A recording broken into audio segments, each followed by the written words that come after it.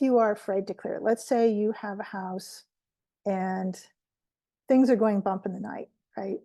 Um, that's not a good time to clear because when you're afraid, that makes you vulnerable. So, or if you think you have a ghost or an entity or a spirit of some kind in your house and you are not experienced working with that personally, you're not trained to do that, don't try to do that yourself.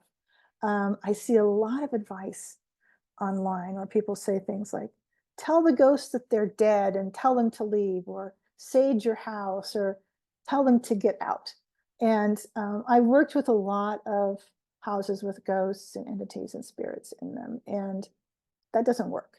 It just makes them upset and makes things more difficult. And if you think about it, a ghost or a spirit is a person who doesn't have a body. So if you were in a house and someone came up to say you and said, "Get out of here! You don't belong here," you might say, "No, I'm not going," right? Because you get pissed off, right?